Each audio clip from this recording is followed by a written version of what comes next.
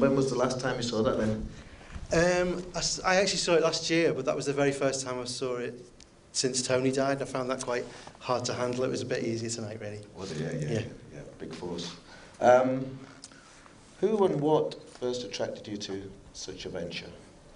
To doing... Yeah, to do Michael wanted to do a film about factory records, which, if you know kind of Michael's track record, would have been quite a dark, doomy type thing. And I went to interview Tony, and the minute I met Tony, I just thought, he is a lot more rock and roll than the bands that he handles. You know, he was a lot more out of control. He was a lot more kind of... he just seemed much more interesting than the bands, you know. So he sort of became the main character by stealth, without him ever knowing that he was the main character, really. Right. He thought he was passing me on information about bands, but I was watching him, really. And how much did he help as far as moulding the script, for instance? More than he needed to. Oh, right. I mean, he was just a psychotically generous person, so if you asked him a question, he would just keep answering it for days, you know. Yeah. And he was the great archivist of his own life. He had trunks full. I don't think he ever threw a ticket away or a program away or anything. He was like the museum of Tony Wilson. Yeah, again, that's the point. How did you, from your first job, which was TV critic, living Marxist, how did you, is that a real job or did you just... No, it wasn't a real job. That was just something I did. That's off Wikipedia. I'm on ITV, the Russian Revolution with Groucho, Harpo and Chico. How did that, to form something like that, you know, where do you start, for instance? Do you get a batch of records from Factory Records and they go listen to that? Well, it's very, very gracious of you, David, to say that it's formed, because it's very slapdash. I mean, it was just mostly just talking to Tony, and that's sort of Tony's version of things, really. Because once you did start to talk to Tony, you didn't really have time to do much else, because he was kind of unstoppable. So was this taped then? Were these taped interviews? No. I mean, he would just ring you up in the middle of the night, and he lived it. You know, he was completely, all the time we were making that film, it was in his mind the whole time. So that duck thing, yeah. I put the duck thing in the script, and he rang me up one day when I was working, and he said, "Oh, Frank, darling, turn the television on. I'm with a duck at Granada." And I went and turned the telly on, and he was in the newsroom, and he was just putting the phone down. He'd just rung me from like live on air to tell me there was a duck story coming up. So he was completely immersed in her. He loved the idea that there was going to be a monument to himself, you know. Right, and with the finished product, how did he feel? I mean, I'm always surprised when you do true stories about people, what they get hung up on. And Tony, you know, that film says he spent other people's money, he took loads of drugs, he was very sweary, he was very unprofessional and chaotic. He didn't seem to mind any of that. But he was very, very cut up indeed, I mean really cut up, that I said that he bragged about the fact that he went to Cambridge. He said, people have worked with me for years and they don't know I went to Cambridge. I mentioned that to you and I take it as a breach of confidence. And he was really upset. And that night, I came home and he had this, do you remember he had this late night sports quiz show called, I can't remember, it was rubbish. It was just kind of regional sports quiz called Man United are Great or something. Right. And as I turned it on, the answer to the question was Cambridge United. And he went, "No, I'm afraid it's Cambridge United, my old university." It's like...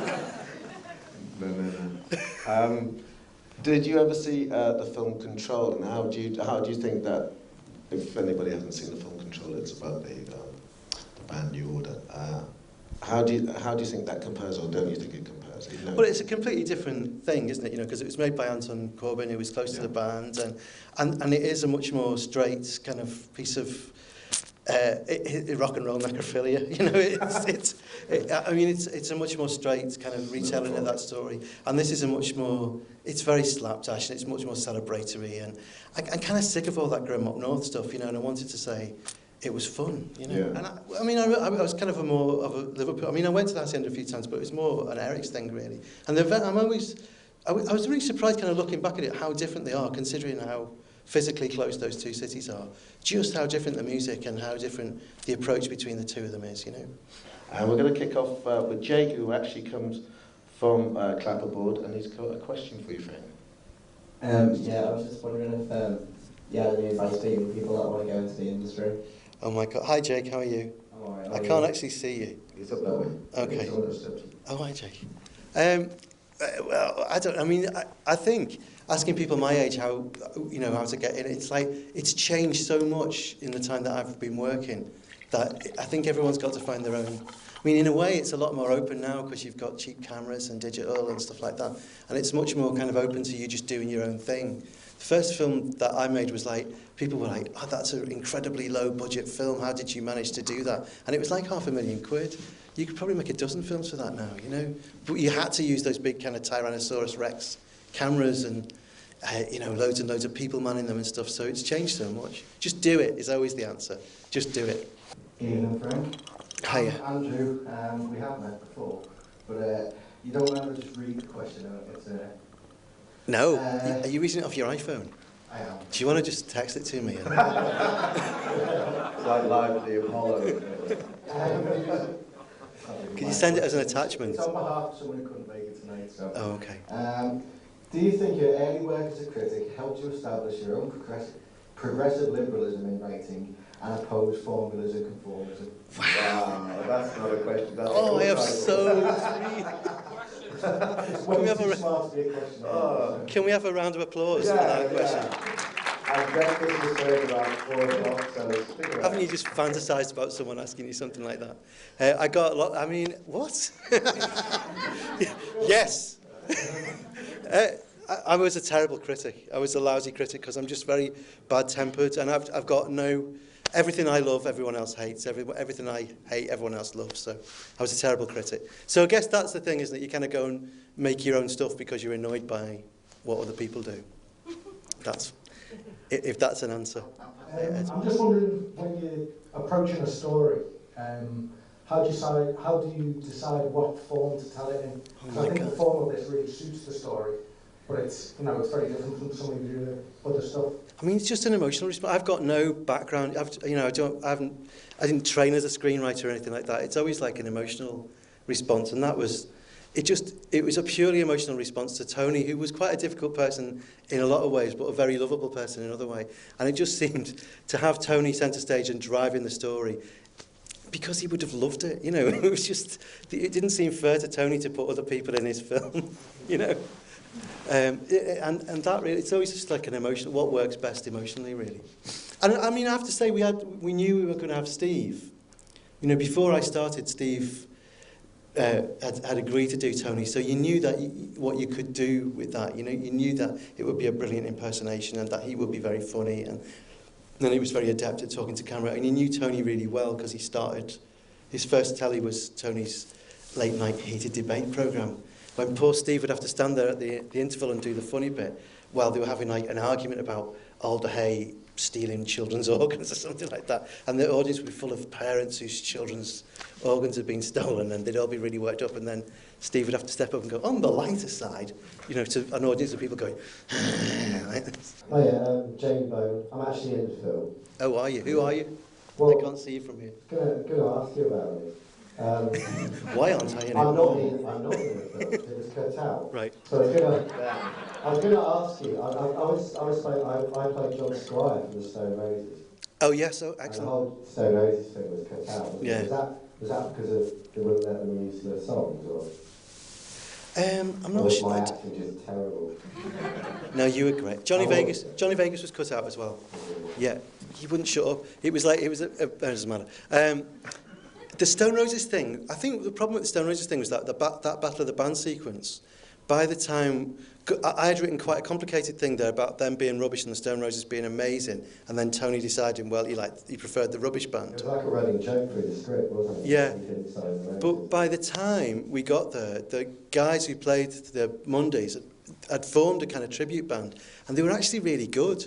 So the story just didn't hold up at all, Were there any scenes that you wish had stayed in? Oh, loads. All of your stuff. I've kept it. I've kept it. I watched it. It's I'm actually recording this. Loads of people don't believe it. It's on my iPhone. The idea of doing a deep film about Tony is a chilling thought, really. He kept it all on the surface, and that was what was kind of great about him. That he just kept moving on. He skimmed like a stone, and I thought that was kind of magnificent in in a weird way, you know. Well, I mean, I think there's a lot of Tony in Alan Partridge. I think Steve's problem was that when he made this film, people said, oh, it's still a bit like Partridge, but actually it's that Partridge is Tony. Well, it's not is Tony, because there's obviously a lot more to Tony, but Steve and Tony had worked together when he was working on Partridge, and I think there's quite a lot of Tony's mannerisms in Partridge. Oh, right, yeah. His vaingloriousness and, you know, his sureness about his role and all that. I mean, the brilliant thing about that film, and I hadn't seen it since it first came out, was that it really captured the two sides of Tony, the Granada side of him, which was like ultra cheese, and the real side of him, which was when he was at the factory offices. That was quite a hard thing to put over, and it was a thing that people said, there's just no point making this film because anyone outside the Northwest won't understand who Tony was, because he was sort of Jekyll and Hyde or Deacon Brodie to us, because he was this very straight figure with a suit on, who was also the king of the night. And it was that kind of weird doubleness. And that is a very hard thing to explain, isn't it? And when we were making it, people kept saying, well, you're not going to get anywhere with this outside the Northwest, which I didn't actually care about. Right. But in fact, of all the stuff that I've done apart from my books, that film has travelled really widely. And I think it does sort of prove that, you know, the more specific you are, the more universal you can be, I think. The more true to the detail. Because we are all just bits of detail. Yeah. That somehow people get that. You know, it's not... there's a tendency in films to kind of look for lowest common denominators and what we've got in common. But actually people love the art and they love detail, and I think that's kind of what's worked about that film. I mean, what happened with the film was that I just sort of went and tried to meet everybody and keep everybody sweet. And some people were a bit uncertain, but kind of like, say, once Hooky had jumped, then Barney would be in it or whatever. Right. And some people just took a lot longer to cotton on, and I didn't want to kind of do anything without people being happy about it. Yeah. So Peter, I kept worrying him, and he kept sort of not turning up, and he kept not returning calls, and we were in shoot. And then I had this bizarre night where I met him, and he said, because he designed these beautiful covers, and I think what was good about Factory was how beautiful it was, and I do think really what's distinctive about Factory is Peter in the end. It's as much as the music. Yeah. Just fabulous stuff that he did, and I really wanted to kind of pay tribute to him. I had this big montage with all the covers in and like tons of stuff about it, and then I had this mad conversation with him where he went, you see, you've got Danny Cunningham playing Sean Ryder, and you've got John Sim playing Barney. So they're not real people, so people understand there's a gap between reality and fiction there. But you'll be using my real covers. Yeah. And he went, so what I think you should do is get someone to sort of act me and make covers such as I would do, but not my covers. It's like, well, we've got about 4 days shoot left, Pete. It's not going to happen, lad. Yeah. And so it just got a bit too complicated, really. And who else was very... Hooky was incredibly useful, which is great because he hates Coogan. So I don't really know why that... I mean, I think mostly it was like he wanted to talk to me about how horrible Coogan is for some reason. 3 words to sum up Tony. Oh, generous, generous, generous. Great. You've been a very nice audience. We've been a very good act. Thank you very much. I'd like to see the director close up and understand the processes he went through. Kind of demystifies the whole sort of like genre of media and film, and I think very important tonight that people see that he's quite just a normal person like everybody else. To be honest, I was here more for the Q&A than for the film. I'd seen the film at least twice before. Really enjoyed it. But I didn't expect to enjoy it again quite as much as I did. It's a brilliant experience to see it on the big screen. Only seen it on TV before. So it was more the Q&A than the film. It's good to get some one-to-one time with people who've created something, so you understand how and why they did it. I loved it tonight because you don't watch your own films, and so it kind of forced me to do it. And it's just lovely to see everyone together. You know, film isn't a very sharing thing normally. So it's great to create a bit of synergy and bring people together like that. I love Clapperboard because it's about just going and doing it. And that's my philosophy, and I think that's the philosophy that everyone should have. Just go, just do it.